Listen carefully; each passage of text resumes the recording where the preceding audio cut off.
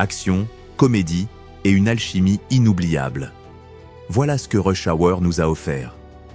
Mais le temps n'épargne personne, pas même les stars d'Hollywood. Après 25 ans, certains ont atteint des sommets impressionnants, d'autres ont sombré dans la tragédie et quelques-uns ont simplement disparu loin des projecteurs. Vous serez stupéfait de voir à quel point ils ont changé. Découvrons-le ensemble. Chris Tucker dans le rôle du détective James Carter. Fort, bavard, impossible à ignorer, le détective Carter dans Rush Hour incarnait tout ce que Chris Tucker était déjà dans la vraie vie, plus grand que nature, hilarant et imprévisible. À seulement 27 ans en 1998, Tucker est passé du statut d'acteur culte dans Friday 1995 à l'un des comédiens les mieux payés d'Hollywood. Lorsque Rush Hour 2 est sorti, il touchait 20 millions de dollars par film, des chiffres habituellement réservés à Tom Cruise. Mais la célébrité peut être impitoyable. Le style de vie de Tucker ne pouvait pas suivre le rythme de ses chèques. Jets privés, manoirs, voitures de luxe, il a tout brûlé. À la fin des années 2000, le fisc américain est venu frapper à sa porte avec une dette de 14 millions de dollars. Sa chute fut brutale. Ses maisons furent saisies, son nom traîné dans la presse comme celui d'une autre star incapable de gérer le succès. La pression d'être le gars drôle partout où il allait n'aidait pas. Tucker a admis s'être senti piégé, incapable de maintenir cette comédie permanente que le public attendait. Il s'est alors retiré, quittant Hollywood au sommet de sa gloire. Il s'est tourné vers sa foi chrétienne, le stand-up et des scènes plus calmes, loin des projecteurs brûlants. Il a tenté de revenir avec de petits rôles, comme dans Happiness Therapy 2012. Mais le Chris Tucker qui avait marqué l'histoire comme le comédien le mieux payé d'Hollywood n'a jamais retrouvé ce sommet. Aujourd'hui âgé de 54 ans, il continue le stand-up, mène une vie plus simple et possède une fortune estimée à environ 5 millions de dollars. Tom Wilkinson dans le rôle de Thomas Griffin, alias Junto. Vous vous souvenez sûrement de ce méchant terrifiant dans Rush Hour, le diplomate charismatique qui s'est révélé être un criminel impitoyable. Cet homme, c'était Tom Wilkinson. Derrière sa voix posée et sa performance remarquable, se cachait une vie marquée par des luttes bien plus profondes que ses rôles. Il n'est pas né dans un milieu privilégié. Ayant grandi dans l'Angleterre d'après-guerre avec peu de moyens, il s'est frayé un chemin vers le métier d'acteur uniquement grâce à sa détermination. Le théâtre devint son échappatoire, mais la pression du succès ne l'a jamais quitté. Pendant des années, il a enchaîné les rôles secondaires, regardant ses pairs progresser plus vite que lui. Ce n'est qu'avec The Full Monty, en 1997, que son talent fut enfin reconnu, couronné d'un BAFTA. Mais la réussite n'a pas effacé la douleur. Son mariage avec l'actrice Diana Hardcastle était empreint d'amour, mais ils ont traversé le deuil d'un enfant perdu et d'autres tragédies familiales qui ont presque poussé Wilkinson à abandonner sa carrière. Même en tournant dans In the Bedroom et Michael Clayton, deux rôles qui lui ont valu des nominations aux Oscars, il luttait contre la dépression.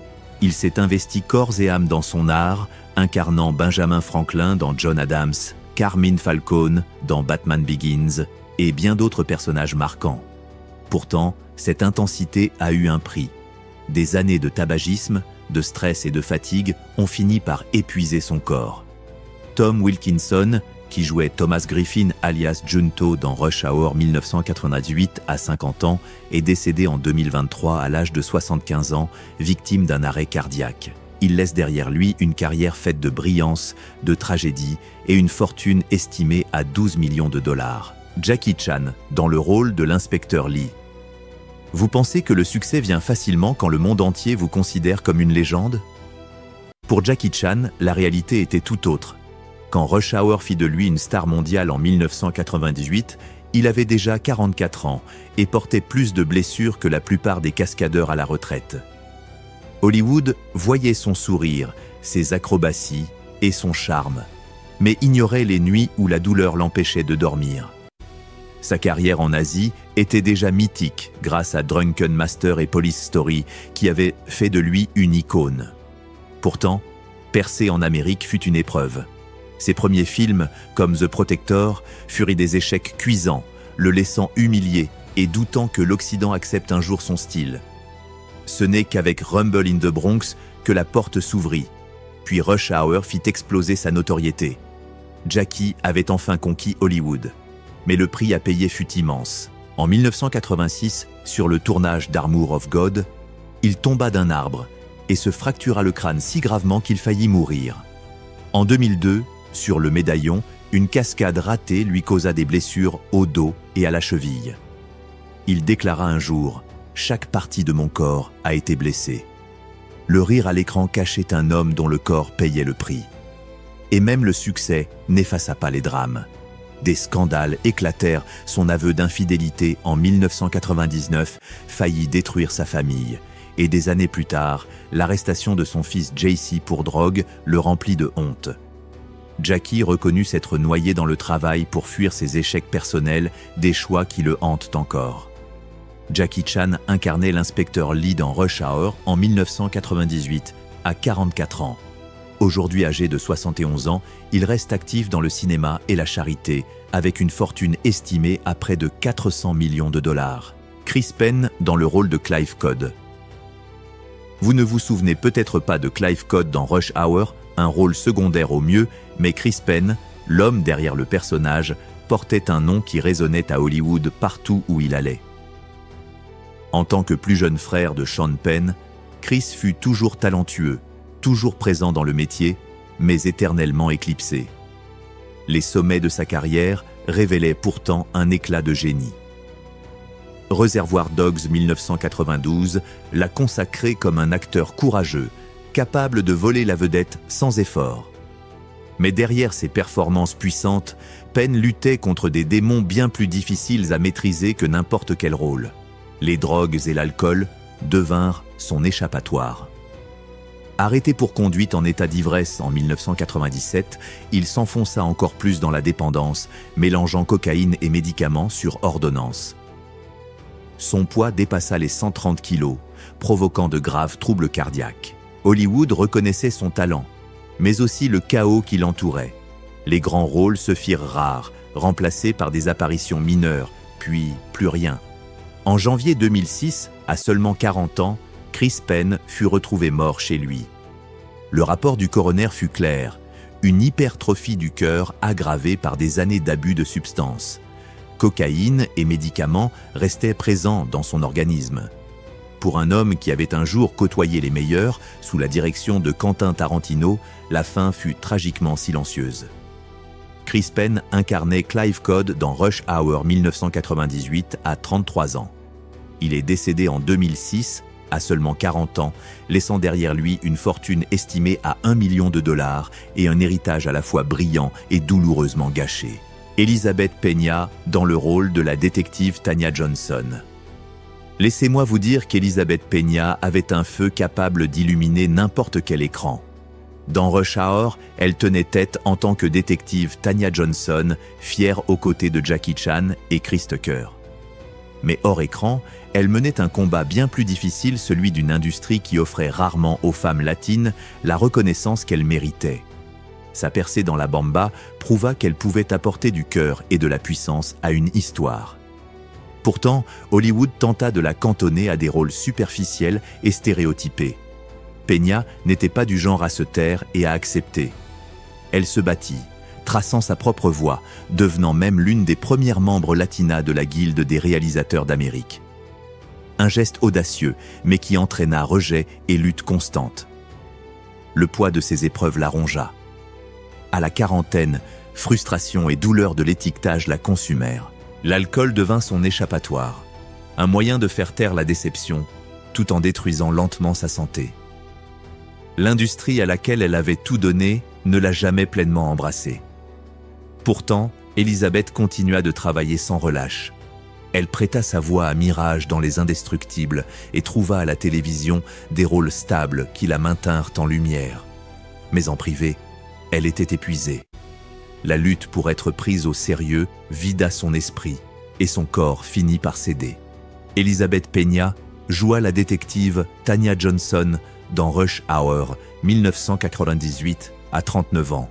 Elle est décédée en 2014 à 55 ans de complications liées à une maladie provoquée par l'alcool, laissant derrière elle une fortune d'environ 2 millions de dollars et un héritage de pionnière symbole du combat pour la représentation des Latinas, qu'elle mena jusqu'à la fin.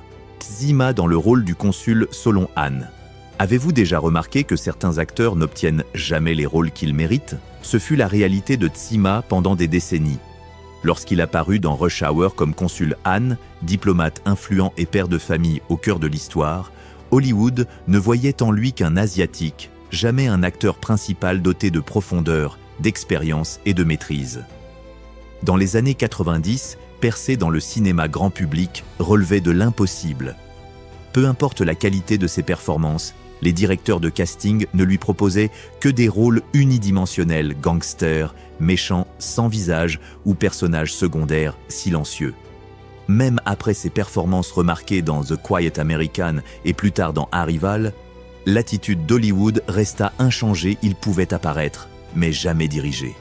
Ce cycle de rejet le brisa peu à peu, à la quarantaine.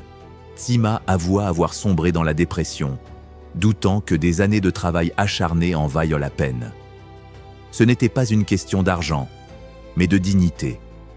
Être traité comme une pensée secondaire érodait son âme d'artiste.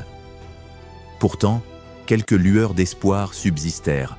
Son rôle récurrent dans 24 lui apporta stabilité et respect, et Arrival de Denis Villeneuve prouva sa puissance d'interprétation.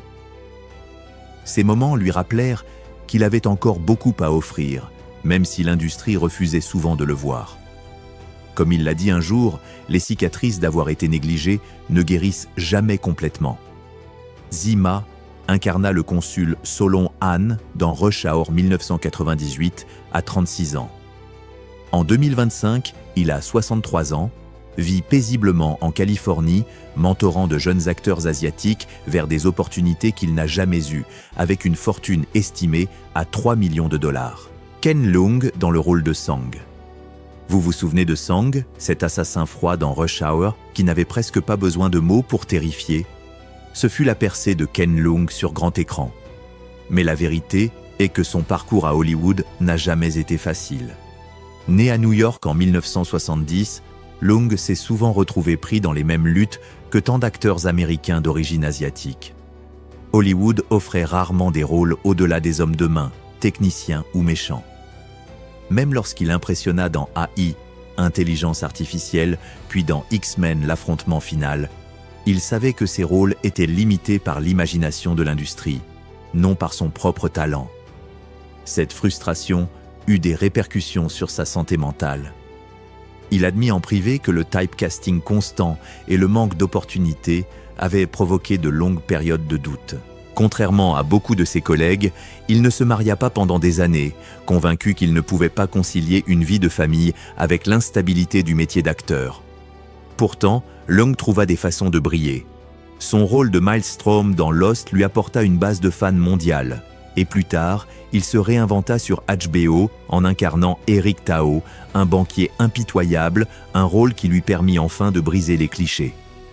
Ces moments forts prouvèrent qu'il pouvait faire bien plus, même s'ils n'effacèrent pas les années de lutte. Ken Leung joua Sang dans Rush Hour 1998 alors qu'il avait 28 ans.